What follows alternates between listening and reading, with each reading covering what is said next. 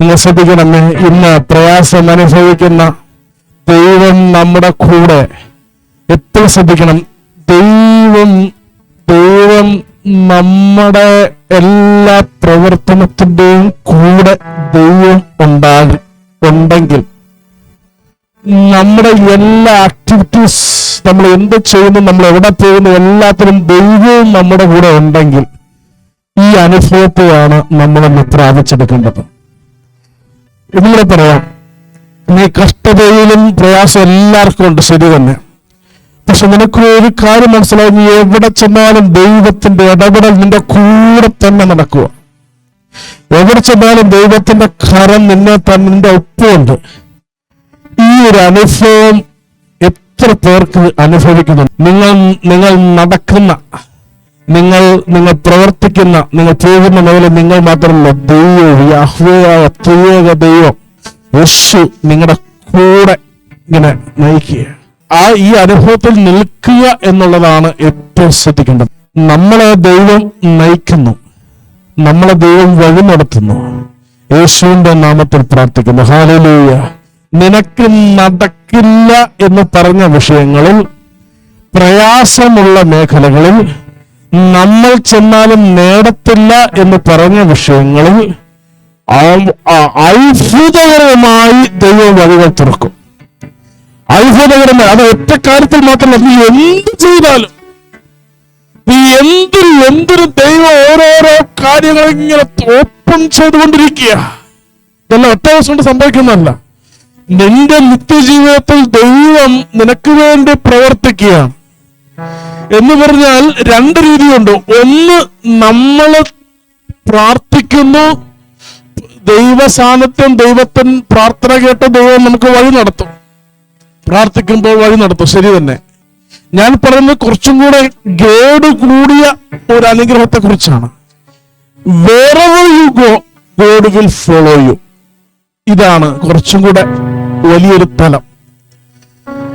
ഈ തലം ബൈബിളിൽ നമുക്ക് കാണിക്കണം. അപ്പൊ നമുക്ക് ആ ആൾക്കാരുടെ ഉദാഹരണങ്ങൾ പറയുമ്പോൾ നിങ്ങൾക്ക് അത് മനസ്സിലാകാൻ സാധിക്കും.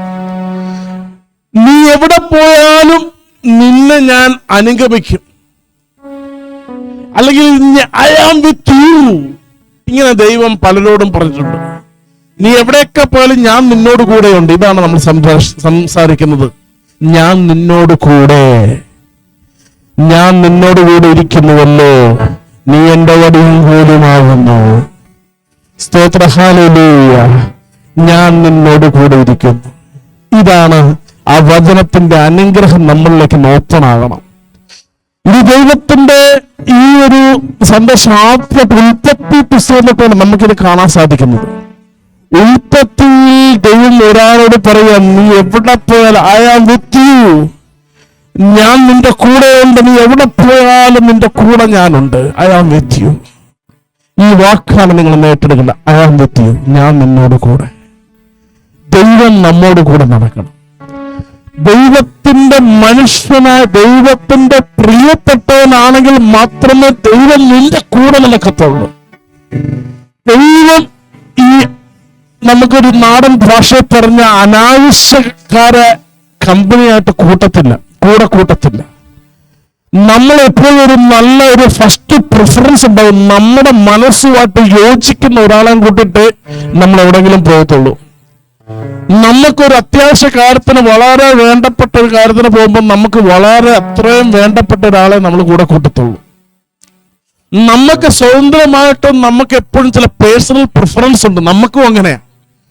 നമുക്കൊരു യാത്ര പോകണമെങ്കിൽ നമുക്ക് വളരെ പ്രിയപ്പെട്ട ഒരാളെ കൂടെ കൂട്ടും. ഒരു പ്രവൃത്തിക്ക് പോകണമെങ്കിൽ വളരെ പ്രിയപ്പെടും. നമുക്കും ചോയ്സ് ഉണ്ട്. ചില ആൾക്കാരെ ചിലതിനൊക്കെ നമ്മൾ സെലക്ട് ചെയ്യത്തുള്ളൂ. നമ്മൾ എന്തുകൊണ്ട്, മനുഷ്യന് തന്നെ ചോയ്സ് ഉണ്ടെങ്കിൽ നമുക്ക് താല്പര്യമുള്ള ഒരാളെ ആണെങ്കിൽ നമ്മൾ കൂടെ കൂട്ടും. നമ്മൾ ഇങ്ങനെ സെലക്ട് ചെയ്യുന്നെങ്കിൽ ഇതിനേക്കാൾ എത്ര അധികമായിരിക്കും ദൈവം സെലക്ട് ചെയ്യുന്നത്. ദൈവം നോക്കുമ്പോൾ ഇവൻ എല്ലാ കാര്യത്തിലും കർത്താവിന്റെ കൂടെ നിൽക്കുക. അവൻ എല്ലാ കാര്യത്തിലും ആണവിടാതെ പ്രിൻസിപ്പിൾ അനുസരിക്കുക. അവൻ എല്ലാ കാര്യത്തിലും ദൈവവചനത്തിന് മുൻസ്ഥാനം കൊടുക്കുക. ഇതാണ് ഏറ്റവും പ്രധാനം. എന്തിനും ദൈവത്തോട് ആലോചന ചോദിച്ച് കർത്താവ് എപ്രകാരം പോകണം, ഇങ്ങനെ ദൈവത്തിന്റെ മുൻസ്ഥാനം കൊടുത്ത് ദൈവം പറയുന്നത് മാത്രം പ്രവർത്തിക്കുന്ന ഒരുവരാണെങ്കിൽ അവന്റെ കൂടെ ദൈവം നടക്കും. ഉൽപ്പത്തി പുസ്തകം അതിന്റെ 28-ാം അധ്യായം 15-ാം വാക്യം നമുക്കൊന്ന് വായിക്കാം. The book of Genesis chapter 28:15. അവിടെ തൊട്ട് നമുക്കിത് കാണാൻ സാധിക്കും. എന്താ പറയുന്നത്? ഇതാ ഞാൻ നിന്നോട് കൂടെയുണ്ട്. ഒന്ന് എല്ലാവരും ഏറ്റെടുത്തേ. ഇന്ന് രാത്രി നമ്മൾ പ്രാപിച്ചെടുക്കേണ്ട ഒരു ഫലമാണ് ഈ വചനത്തിൽ നമ്മൾ ഉൽപ്പത്തി പുസ്തകത്തിൽ നമ്മൾ വായിക്കുന്നത്. ഒന്നുകൂടെ വായിക്കാം. ഇതാ ഞാൻ നിന്നോട് കൂടെയുണ്ട്. ഞാൻ നിന്നോട് കൂടെയുണ്ട്. നീ പോകുന്നിടത്തെല്ലാം ഞാൻ നിന്നെ കാത്തുരക്ഷിക്കും. നീ പോകുന്നിടത്തെല്ലാം നിന്നെ കാത്തുരക്ഷിക്കും. നിന്നെ ഈ നാട്ടിലേക്ക് തിരികെ കൊണ്ടുവരും. നിന്നെ ഈ നാട്ടിൽ അനുഗ്രഹമാക്കി മാറ്റും. നിന്നോട് പറഞ്ഞതൊക്കെ നിറവേറ്റുന്നത് വരെ ഞാൻ നിന്നെ കൈവിടും. സ്തോത്രം. നിന്നോട് ചെയ്ത വാഗ്ദത്തങ്ങൾ, നിനക്ക് നൽകിയ മെസ്സേജുകൾ, നിനക്ക് അനുഗ്രഹങ്ങൾ ദൈവം നിവർത്തിച്ചു തരും. സ്തോത്രം. ഹാല എത്ര പേർക്ക് സ്തോത്രം ചെയ്യാൻ സാധിക്കും? ഒരിക്കലും നിങ്ങൾ ആൾക്കാരുടെ പേര് പറയരുത്. മെസ്സേജുകൾ എപ്പോഴും നൽകുന്നത് ദൈവമാണ്, മനുഷ്യനല്ല. ദൈവം നിങ്ങൾക്കൊരു സന്ദേശം തന്നു, ദൈവത്തിന്റെ നിശ്ചയം അവിടെ നിറവേറി. ഹല്ലേലൂയ. യേശുവേ ആരാധന. അത് ദൈവം തരുന്നതാണ്. സ്തോത്രം ചെയ്യാൻ ദൈവം പറയണ ഐ ആം വിത്ത് യു. നമുക്ക് വചനം എന്ന് വായിക്കാം. എല്ലാവരും ഏറ്റെടുത്ത് ഇന്ന് ഏറ്റെടുക്കേണ്ട ദൈവം എന്റെ കൂടെ. I am with you. ഞാൻ നിന്നോട് കൂടെ. ഒന്നുകൂടെ വായിക്കാം. ഇതാ ഞാൻ നിന്നോട് കൂടെയുണ്ട്. നീ പോകുന്നിടത്തെല്ലാം ഞാൻ നിന്നെ കാത്തുരക്ഷിക്കും. എവിടെ പോയാലും നിന്റെ കൂടെ സംരക്ഷണമായിട്ട് ദൈവമുണ്ട്. നിന്നെ ഈ നാട്ടിലേക്ക് തിരികെ കൊണ്ടുവരും. ആമേൻ. നിന്നോട് പറഞ്ഞതൊക്കെ നിറവേറ്റുന്നത് വരെ ഞാൻ നിന്നെ കൈവിടുകയില്ല. എത്ര പേര് വിശ്വസിക്കുന്നുണ്ട്? യാക്കോബിനോട് ബഥേൽ അനുഭവമാണ് ഈ പറയുന്നത്. ദൈവത്തിന്റെ ഭവനമായിട്ട് ആ സ്ഥലം ദൈവം യാക്കോബിനെ കണ്ട് അവൻ അഭിഷേകം ചെയ്യുമ്പോഴാണ് പറയുന്നത്, ഞാൻ നിന്നെ തിരഞ്ഞെടുക്കാൻ പോവുകയാണ്. ഇതൊരു സാധാരണ അഭിഷേകമല്ല. ഇതൊരു സാധാരണ വാഗ്ദാനമല്ല. ഞാൻ നിന്നോട് കൂടെ വരും. നീ എവിടെ പോയാലും നിന്നോട് കൂടെ നിന്റെ പ്രവൃത്തിയിൽ ദൈവം ഉണ്ടാകും. ഈ ഒരു പദവി കിട്ടാൻ ദൈവത്തിന്റെ സമർപ്പണം കൊടുക്കുക. ബ്രദർ എപ്പോഴും പറയും, സമർപ്പിതന് മാത്രം നേടിയെടുക്കാൻ പറ്റുന്ന ചിലതുണ്ട്. സമർപ്പിതർക്ക് മാത്രം ലഭിക്കുന്ന ചില പ്രത്യേക അവകാശമുണ്ട്. ദൈവം അവരുടെ കൂടെ നടക്കും. ഹല്ലേലൂയ. കൃപ അവനൻ വഴി നടത്തും. എത്ര പേർക്ക് ഏറ്റെടുക്കാൻ സാധിക്കും? നീ ദൈവത്തിന് വേണ്ടി നിന്നെ സമർപ്പിക്കുന്നെങ്കിൽ നിന്നെ നടത്തുന്നത് കൃപയാണ്. നിന്റെ സമർപ്പണം ദൈവം ആവശ്യപ്പെടുകയാണ്. നിങ്ങളുടെ പ്രാർത്ഥനാ വിഷയങ്ങൾ, നിങ്ങളുടെ കാര്യത്തിൽ ദൈവം ഇടപെടും. നിങ്ങളുടെ കാര്യത്തിൽ ദൈവം നയിക്കണോ? നിങ്ങളെ ദൈവത്തിന് മുമ്പ് സമർപ്പണം കൊടുത്തേ ദൈവം സമർപ്പണത്തെ ആവശ്യപ്പെടുകയാണ്. കാര്യം കാണാൻ മാത്രമല്ല, എന്റെ ദൈവത്തിന്റെ കൂടെ എനിക്ക് നടക്കണം. ഇതാണ് അവിടുത്തെ ആലയത്തിലൊന്നും നിന്നാൽ മതി കർത്താവേ, ഒരു നിമിഷമെങ്കിലും. 1000 വർഷം വേണ്ട എനിക്ക്. ഒരു നിമിഷം അവിടുത്തെ ആലയത്തിൽ അവിടുത്തെ മുഖം കാണാൻ. സ്തോത്ര. ഹല്ലേലൂയ. ഈ സമർപ്പണത്തെ കൊടുക്കാൻ ദൈവം ഓർപ്പിക്കുക. പലർക്കും ഇറ്റലി, പലർക്കും ഗൾഫ്, പലർക്കും UK, പലരുടെ ആഗ്രഹം ഇതായത് നാട് വിടാൻ വേണ്ടി പ്രാർത്ഥിക്കുന്നവരുണ്ട്. ഞാൻ ചോദിക്കട്ടെ, നിങ്ങൾ എവിടെ പോയാലും ദൈവം കൂടെ ഇല്ലെങ്കിൽ നിങ്ങൾ എന്ത് ചെയ്യും? നിങ്ങൾക്ക് ഇവിടെ നിന്ന് വിസ കിട്ടും, ഇവിടെ നിന്നെല്ലാം കിട്ടും, അവിടെ ചെല്ലും. ദൈവം നടത്തിയില്ലെങ്കിൽ എന്ത് ചെയ്യും? ദൈവത്തിന്റെ നടത്തിപ്പുള്ളവൻ എവിടെ ചെന്നാലും അനുഗ്രഹമാണ്. ദൈവത്തിന്റെ നടത്തിപ്പുള്ളവൻ കേരളത്തിൽ കിടന്ന അനുഗ്രഹമാണ്. ദൈവത്തിന്റെ നടത്തിപ്പുള്ളവൻ ആയിരിക്കുന്ന രാജ്യത്ത് ഗൾഫിലാണെങ്കിൽ അവിടെ അനുഗ്രഹം യാക്കോബേ ദൈവം തരണം. നീ പോകുന്നിടത്തൊക്കെയും കൂടെ വരുന്നവരുടെ നിന്റെ സകല പ്രവൃത്തിയിലും എവിടെയായാലും ദൈവം അനുഗ്രഹിക്കണം. ഓ സ്തുതിക്കുന്നു. അതിന് വേണ്ടത് നിന്നെ തന്നെ ഒന്ന് കൊടുത്ത് ഡെഡിക്കേറ്റ് യുവർസെൽഫ് ടു ഗോഡ്. ദൈവത്തിന് സമർപ്പിച്ച് നിന്നെ ദൈവത്തിന് കൊടുത്ത ആ കരങ്ങളിൽ. അങ്ങനെയാണെങ്കിലാണ് ദൈവത്തിന്റെ വഴി നടത്താൻ നിന്റെ കൂടെ വരത്തുള്ളൂ. സ്തോത്രം ചെയ്യുന്നു. ഹല്ലേലൂയ. യേശുവേ ആരാധന. ജോഷുവയുടെ പുസ്തകം 1-ാം അധ്യായം 9-ാം വാക്യം നമുക്കൊന്ന് വായിക്കാം. ആ വായിക്കുന്നതിന് മുൻപ് ജോഷുവയുടെ ഒരു പ്രത്യേകത ഞാൻ പറയാം. ജോഷുവ ബാലനായിരിക്കുമ്പോൾ അല്ലെങ്കിൽ യൗവനക്കാരനായിരിക്കുമ്പോൾ അവൻ കണ്ടു പഠിക്കുന്നത് മോശയെയാണ്. എല്ലാ കാര്യത്തിലും അവന്റെ സ്പിരിച്വൽ ഫാദർ മോശയാണ്. എല്ലാ കാര്യത്തിലും അവന്റെ മാതൃക മോശയാണ്. നിങ്ങൾ മാതൃക വെക്കേണ്ടത് ദൈവത്തിന്റെ മനുഷ്യരെയാണ്.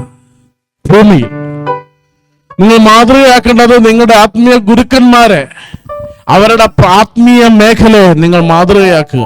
ഞാൻ പറഞ്ഞത് ജോഷുവയുടെ കണ്ട് ഒരു മോശനെ കണ്ടൊരു ജോഷു ഉണ്ടായി, ഏലിയനെ കണ്ടൊരു എലീശ ഉണ്ടായ പോലെ ഇവിടെ നമ്മൾ പ്രാർത്ഥിക്കുകയാണ്. മോശ സമാഗമന കൂടാരത്തിൽ പ്രാർത്ഥിക്കാൻ പോകുമ്പോൾ ജോഷുവും കൂടെ ചെല്ലും. മോശ ദൈവത്തിന് കൊടുക്കുന്ന സമർപ്പണം ജോഷു നേരിട്ട് കാണുന്നു. ദൈവത്തിന്റെ സമാഗമന കൂടാരത്തിൽ ആ പേടകത്തിന് മുമ്പിൽ കവണ് വീണ് കിടന്ന് പ്രാർത്ഥിക്കുന്ന മോശയെ കണ്ടാണ് ജോഷു വളർന്നത്. അവന് മനസ്സിലായി തന്റെയും എല്ലാമായിട്ടുള്ളത് യഹോവയാണ്. മോശയുടെ ദൈവത്തെയാണ് അവനും ആരാധിച്ചത്. മോശ എന്ത് ചെയ്തു അവനും അത് തന്നെ ചെയ്യും. ഒരു വചന ഇപ്രകാരം പറയാം, മോശ സമാഗമന കൂടാരം വിട്ടു വന്നാലും ജോഷുവ കൂടാരം വിട്ടു പോകത്തില്ല, അവൻ അവിടെ തന്നെ ഇരിക്കും. ദൈവം അവിടെ അവനെ നോട്ട് ചെയ്തു, ഒരു ഔട്ട്സ്റ്റാൻഡിങ് പേഴ്സണാലിറ്റി. മോശ പ്രാർത്ഥന കഴിഞ്ഞ് രാത്രി എപ്പോഴൊക്കെ വളരെ വൈകി തന്റെ കൂടാരത്തിലേക്ക് പോയാലും ദൈവത്തിന്റെ സമാഗമന കൂടാരത്തിൽ നിന്ന് പ്രാർത്ഥന കഴിഞ്ഞിട്ട് ജോഷുവ പോകുമായിരുന്നില്ല എന്ന് വചനം നമ്മൾ ഓർപ്പിക്കുക. അവിടെ നിന്ന് ഓർക്കണം, സമാഗമന കൂടാരം വിട്ട് ജോഷുവ പോകത്തില്ല. അവന്റെ പ്രാർത്ഥന ഒരു സ്റ്റെപ്പ് മുകളിൽ കയറാൻ അവൻ ശ്രമിക്കുന്നത്, ഒരു സ്റ്റെപ്പ് കൂടുതൽ ദൈവത്തെ അറിയാൻ ആഗ്രഹിക്കുന്നത്, ഒരു സ്റ്റെപ്പ് കൂടുതൽ അനുഗ്രഹത്തിലേക്കാൻ, ഒരു സ്റ്റെപ്പ് കൂടുതൽ ദൈവത്തിന്റെ തേജസ്സിനെ അവൻ ആഗ്രഹിക്കുക, ഒരു സ്റ്റെപ്പ് കൂടുതൽ ദൈവത്തിന്റെ വഴിനടത്തലിനെ അവൻ ആഗ്രഹിക്കുക. അതുകൊണ്ട് മോശയെ പോലെ ദൈവം ഒരുവനോട് പറഞ്ഞു. ഇനി 1:9 വായിച്ച ജോഷുവയോട് പറയുന്നൊരു വാക്ക്, ശക്തനും ധീരനുമായിരിക്കണമെന്നും ഭയപ്പെടുകയോ പരിഭ്രമിക്കുകയോ ചെയ്യരുതെന്നും നിന്നോട് ഞാൻ കൽപ്പിച്ചിട്ടില്ലയോ? ആമേൻ. നിന്റെ ദൈവമായ കർത്താവ് നീ പോകുന്നിടത്തെല്ലാം നിന്നോട് കൂടെ ഉണ്ടായിരിക്കും. പോകുന്നിടത്തെല്ലാം നിന്നോട് കൂടെ ഉണ്ടായിരിക്കും. ഇത് രാത്രി നമ്മൾ ഏറ്റെടുക്കുന്ന വിഷയം തന്നെയാണ്. നീ പോകുന്നിടത്തെല്ലാം നിന്നോട് കൂടെ ഉണ്ടാകും. അതാർക്കാ? സമർപ്പിതർക്ക് കിട്ടുന്ന ദൈവത്തിന്റെ മുമ്പിൽ നമ്മൾ തന്നെ അങ്ങോട്ട് കൊടുക്കുക. ഇവർക്ക് ലഭിക്കുന്ന ഒന്നാണ്, നിന്നെ മേലുള്ള വഴിനടത്തലും നീ പോകുന്നിടത്തൊക്കെയും നിന്നെ കാത്തു പരിപാലിക്കുന്ന നിന്റെ കൂടെ വരുന്ന ദൈവം എന്ന് പറയുന്ന സമർപ്പണം എന്ന് പറഞ്ഞാൽ നിന്റെ എല്ലാം യേശുവ, ഏതിനു യേശുവ, നിന്റെ ആശ്രയം ദൈവമാ. സ്തോത്രം, ഹല്ലേലൂയ. യേശുവേ ആരാധന, യേശുവേ ആരാധന. ഇന്നലെ പ്രതിവായിട്ട് ഇങ്ങനെ സംസാരിച്ചപ്പോൾ പറഞ്ഞത്, തടസ്സമുണ്ടോ? അഴിയാനൊരു മാർഗമുണ്ട്. തടസ്സമുണ്ടോ? നടത്തിക്കിട്ടാനൊരു മാർഗമുണ്ട്. തടസ്സമുണ്ടോ? വിടുതൽ ലഭിക്കാൻ ഒരു മാർഗമുണ്ട്. ഒറ്റ മാർഗം. യാക്കോബ് ആരാധിച്ചു, ജോഷുവ ആരാധിച്ചു. ഇതാ ഇവിടെ ആരാധിച്ചവരുടെ മേൽ വിടുതല. ദാവീദ് ആരാധിച്ചു. അവരോടെല്ലാം പറയാം, നിന്നീ പോകുന്നിടത്തൊക്കെ ഞാൻ നിന്റെ കൂടെ വരും. ദാവീദിന്റെ ആരാധന, പക്ഷെ നീ പോകുന്നിടത്തൊക്കെ നിന്റെ മുൻപായി ഞാനുണ്ട്. ആരാധന കൊടുത്ത് സമർപ്പിക്കുന്നവനെ അനുഗ്രഹിക്കുന്ന ഒരു ദൈവമാണ് ത്രിയേക ദൈവം. ഇന്ന് ആ ദൈവത്തിന്റെ മുമ്പിൽ ഒന്ന് വീണ് കിടന്നേ. ഇന്ന് ആ ദൈവത്തിന്റെ മുമ്പിൽ നമ്മൾ തന്നെ ഒന്ന് കൊടുത്തേ. ഇന്ന് ആ ദൈവത്തിന്റെ മുമ്പിൽ നമ്മൾ തന്നെ നടപ്പിച്ച് യേശുവിന്റെ നാമത്തിൽ പ്രാർത്ഥിക്കുന്നു. നീ ഭയപ്പെടുകണ്ട, ഞാൻ നിന്നോട് കൂടെയുണ്ട്. നീ ഭയപ്പെടേണ്ട, ഞാൻ നിന്നോട് കൂടെയുണ്ട്. സ്തോത്രം ചെയ്യുന്നു. ഹല്ലേലൂയ. നിയമാവർത്തനം 31:6 എന്ന് വായിക്കാം. ശക്തരും ധീരരുമായിരിക്കുവിൻ, ഭയപ്പെടേണ്ട, അവരെ പ്രതി പരിഭ്രമിക്കുകയും വേണ്ട. എന്തെന്നാൽ നിങ്ങളുടെ ദൈവമായ കർത്താവാണ് കൂടെ വരുന്നത്. നമ്മുടെ ദൈവമായ കർത്താവ് കൂടെ വരും. സ്തോത്രം ചെയ്യുന്നു. ദൈവം നമ്മുടെ കൂടെ വരണം. ദൈവം നമ്മുടെ കൂടെ വരണം. ദൈവം കൂടെ വരാൻ വേണ്ടിയാണ് നമ്മൾ പ്രാർത്ഥിക്കേണ്ടത്. യേശുവിന്റെ നാമത്തിൽ പ്രാർത്ഥിക്കുന്നു, യേശുവെ ആരാധിക്കുന്നു. ഒരു വചനഭാവം കൂടെ ധ്യാനിച്ചുകൊണ്ട് നമുക്ക് ചുരുക്കമായിട്ട് പോകാം. കൂടെ വരുമെന്ന് പറഞ്ഞ ഇത് പഴയ നിയമമാണ് കണ്ടതെങ്കിൽ, ഇത് പുതിയ നിയമത്തിൽ യേശുവിന്റെ മക്കളോട് കർത്താവിന് പറയുക. മത്തായിയുടെ സുവിശേഷം 28-ാം അധ്യായം 20-ാം വാക്യം നമുക്കൊന്ന് വായിക്കാം. മത്തായി 28:20 ഏറ്റെടുത്തുന്ന രാത്രി പുതിയ നിയമസഭ, ക്രിസ്തുവിന്റെ സഭ, ക്രിസ്തുവിന്റെ മക്കൾ, ദൈവരാത്രിയുടെ മക്കളും ഏറ്റെടുത്ത് പ്രാർത്ഥിച്ച്, പിതാവിന്റെയും പുത്രന്റെയും പരിശുദ്ധാത്മാവിന്റെ നാമത്തിൽ അവർക്ക് ജ്ഞാനസ്നാനം നൽകുകയും, ആമേൻ, ഞാൻ നിങ്ങളോട് കൽപ്പിച്ചവയെല്ലാം അനുസരിക്കുകയും. ഞാൻ നിങ്ങളോട് കൽപ്പിച്ചവയെല്ലാം അനുസരിക്കുന്നവനാകണം. ഒന്ന്, അവരെ വചനമെല്ലാം അനുസരിക്കുകയും പഠിപ്പിക്കുകയും ചെയ്യണം. യുഗാന്തം വരെ എന്നും ഞാൻ നിങ്ങളോട് കൂടെ ഉണ്ട്. നമ്മുടെ കൂടെ എങ്കിൽ നമ്മുടെ കൂടെ യേശു ഉണ്ടെന്ന് ആ വചനം നീ പോകുന്നിടത്തൊക്കെ കൂടെ വരാമെന്ന് പറയുകയാണ്. ഇതാ പുതിയ നിയമസഭയുടെ ദൈവം യേശു പറയാണ്, ആയാവർ അതേ വാക്കുകൾ ഇറങ്ങി വരിക.